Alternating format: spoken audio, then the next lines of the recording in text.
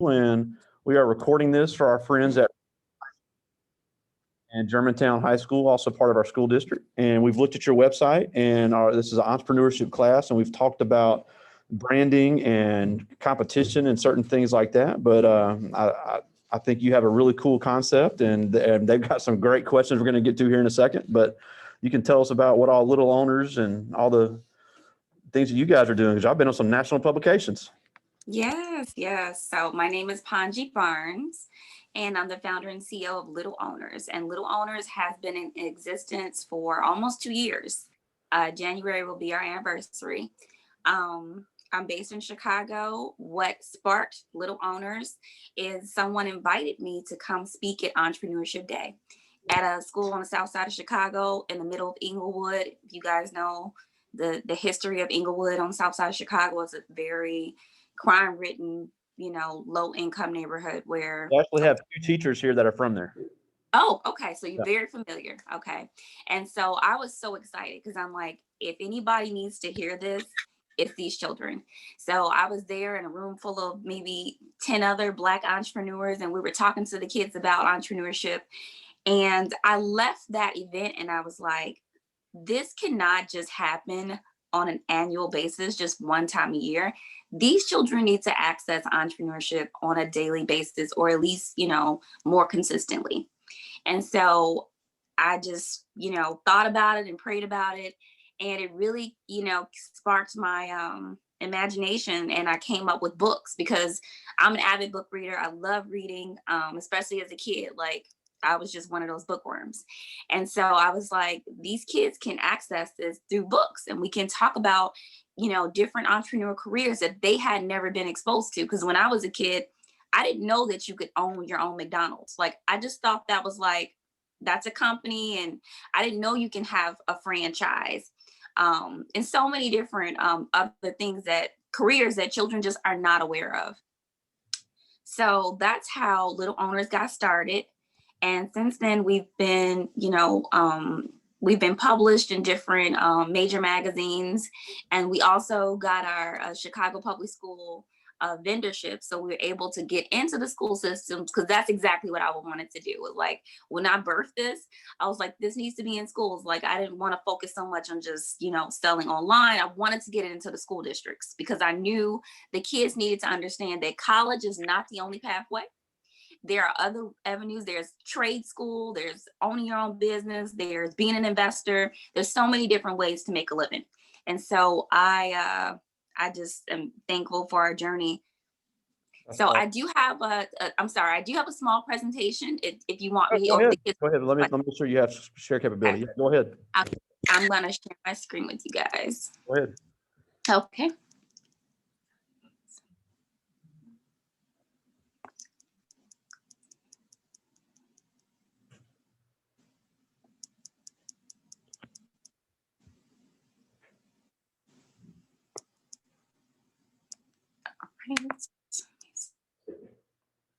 See.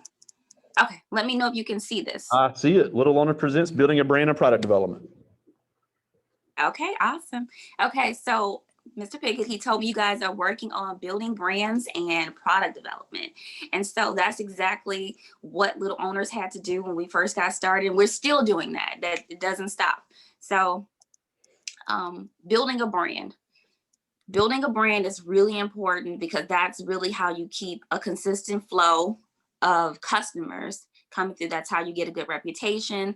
That is, when people think of you and your company, they associate with either good things or bad things. Absolutely. So one of the things that you want to definitely look at is, like, what is your competitive advantage?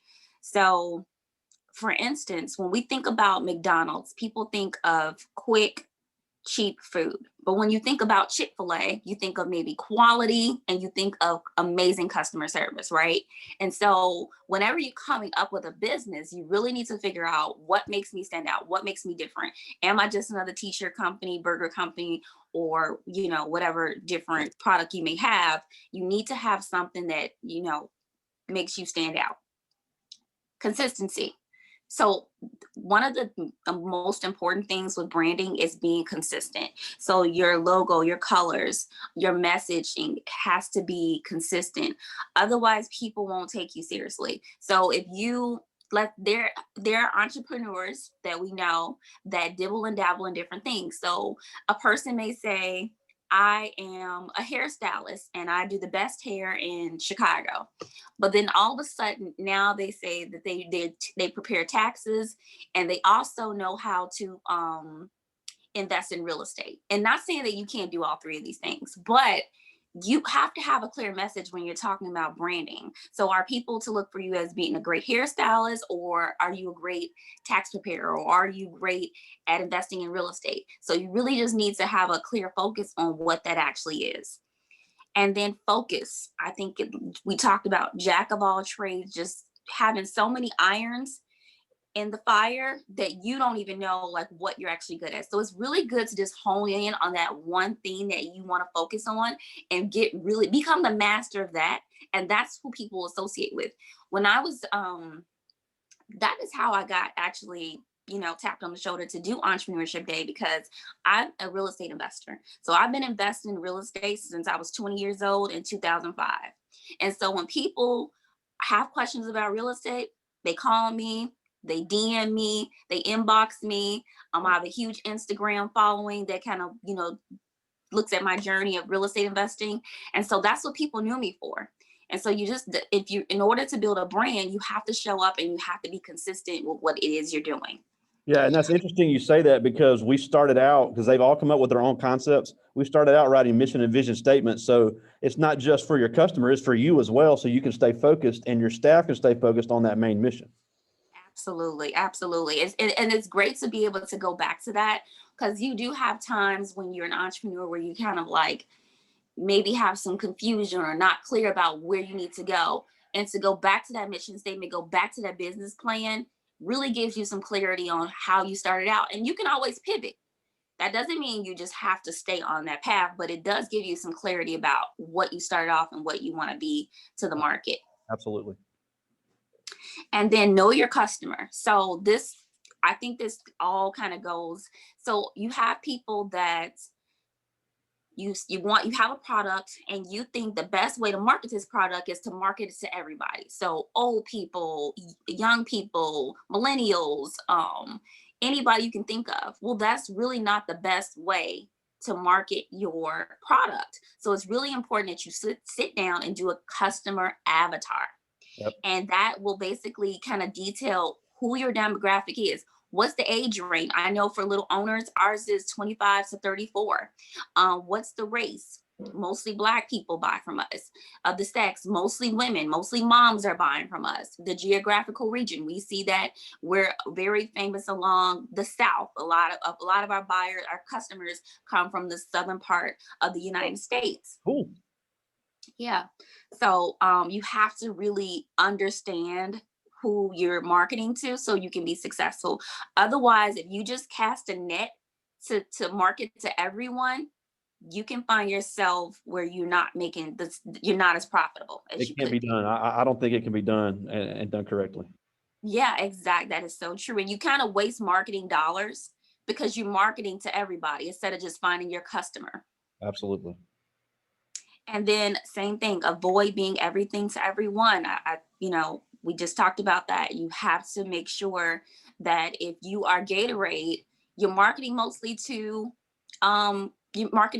people, athletes, and to people who do sports. You're not marketing to people that are 65 and up. So just be clear about, making sure that you're not trying to appeal to everyone. And then you basically kind of like isolate yourself from anyone. Lastly, when you're building a brand, associate with strong, like-minded brands. So I don't know if any of you guys watch like the podcast Earn Your Leisure. That's a really popular one, and a lot of people follow that for like business tips and investing.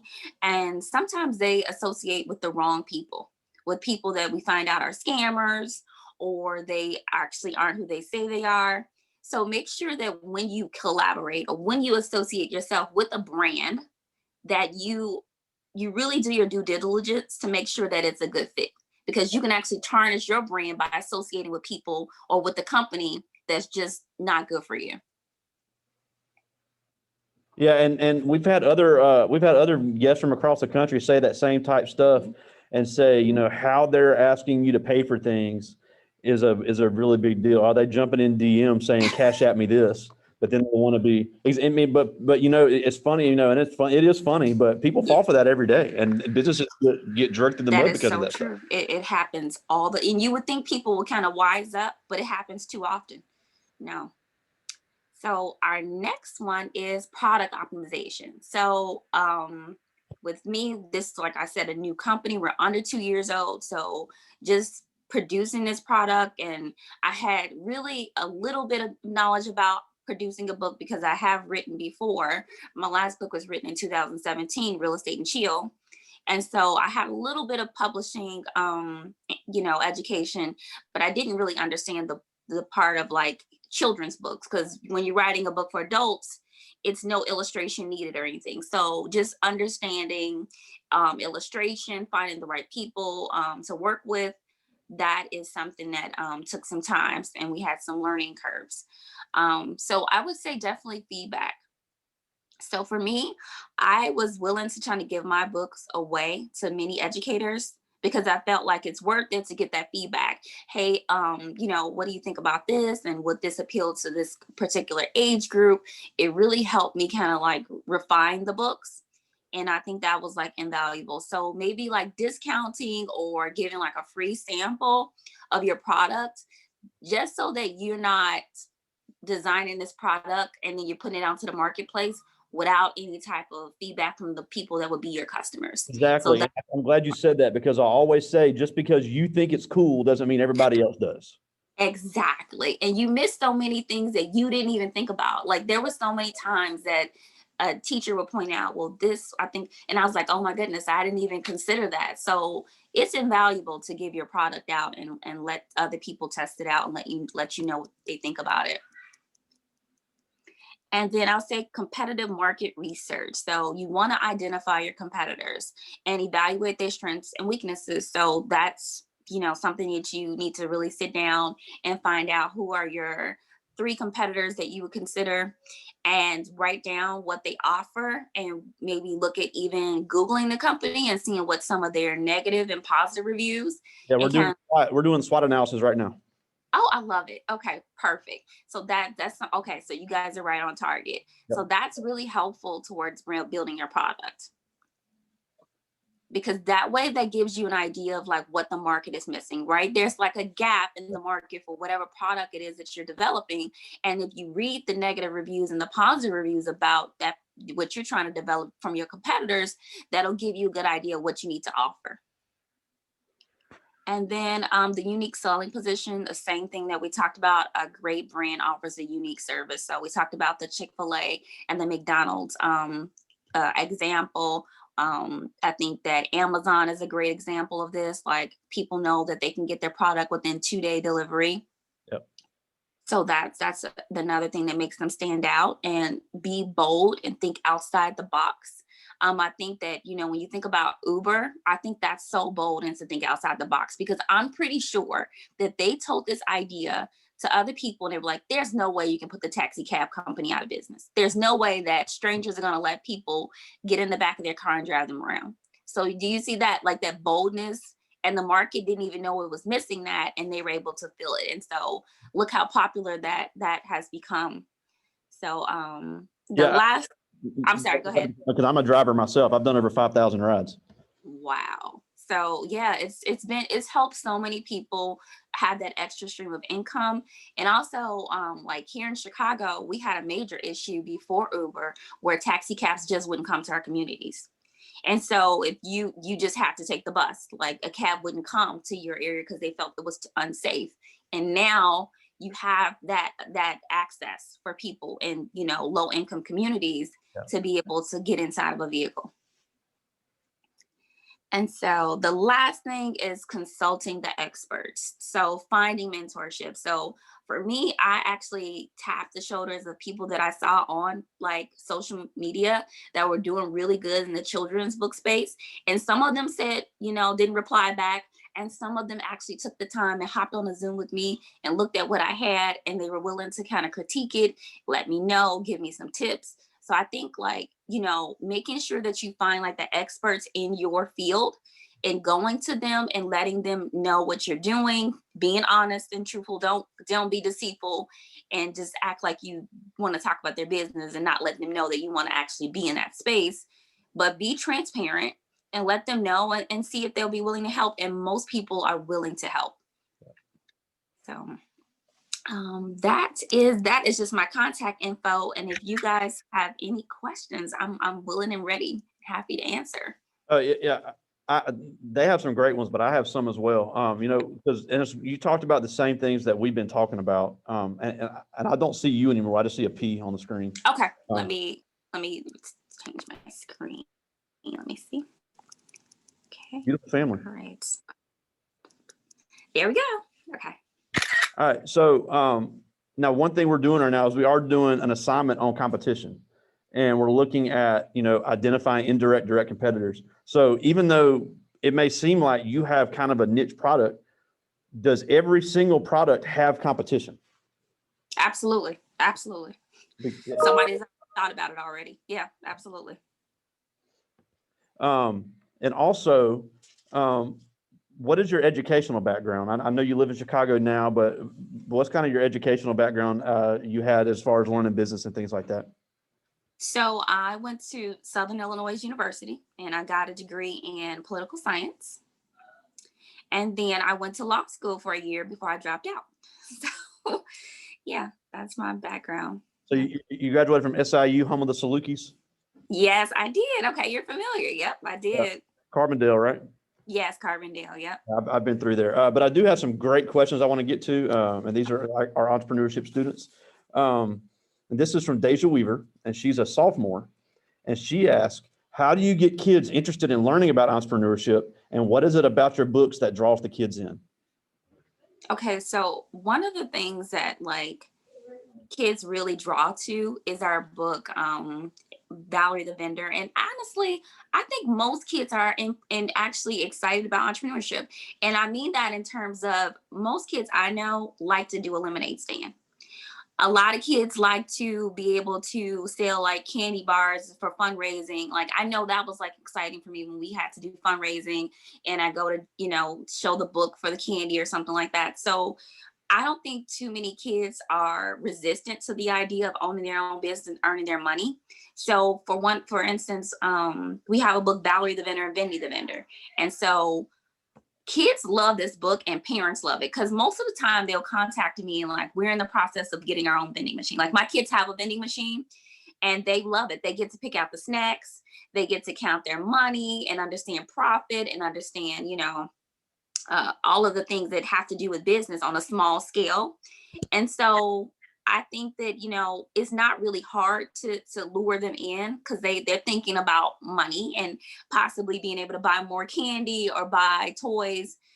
We try to make it fun. And what we tried to do was make it stand out because I think that what was missing in the market was looking at Black children as successful CEOs and business owners. Like when I was growing up, it did not exist. And for most people, they feel like it didn't exist either. Now I've come to learn there are other companies that do what we do and they have Black, characters that are successful. We try to stand out as much as we can with our books. But yeah, I mean, you have competition, but I think most kids are pretty excited about earning money. So. Oh, absolutely. This is Jarvis Owsley, and he's a junior. And he asked, what type of market research did you do before starting your business? So I actually went and did some deep dives into finding out who my competitor would be. So I just kind of went on Google. I asked different educators about books in the actual school system for like lower grades, for like the elementary level, if they had books that talked about entrepreneurship. I found out the books that were being offered for that. So I did definitely do my research before I jumped in. I also even went on Amazon and I typed in the books, like, just like hit entrepreneurship books, and I was able to see what was being offered. And then I took that information to, kind of make mine more unique. Yeah, and one thing, and I forgot one I had. We've had several guests from across the country, and we've had varied levels of entrepreneurship. Some of them are employees with a side hustle. Some of them are all the way in, and some of them are kind of almost all the way in, but they still have a part-time job. So, what do you think is the best path to do that? Is it something, Is it easier you think to ease into it, or to go all in, and make it just your whole livelihood? Okay, so I'm going to say ease into it. I'm definitely going to say ease into it because there are some very hard and frustrating times that come with entrepreneurship. I'm just going to be honest with you guys. Like, it is not a cakewalk.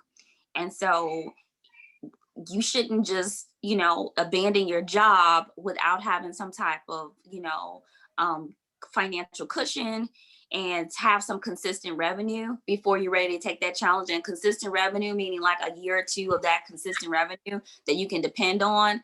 You can't just jump in it head first. I think you will find that you have to go possibly back into the employment arena. So I say build the business, do it in the evenings, do it on your weekends, and then you'll find yourself.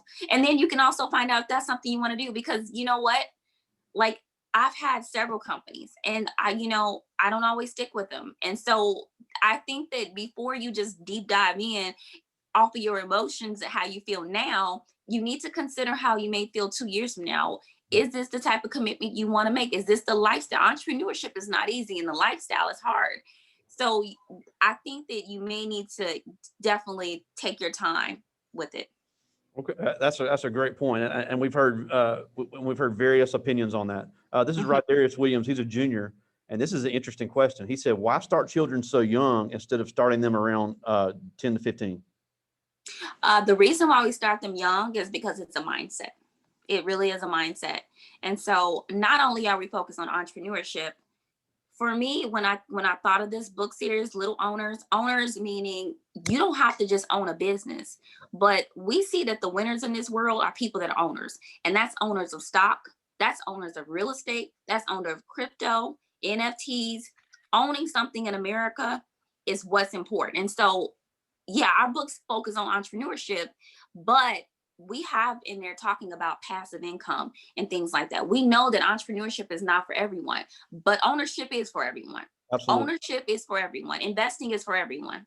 Yeah, and I think even as an employee, having an entrepreneurial mindset as an employee can be Yeah. very beneficial. It doesn't have obviously the financial risk, but it can Mhm. get the same financial rewards having that entrepreneurial mindset. Even if you don't want to be the owner, I think a lot of entrepreneurs would really appreciate that from an employee.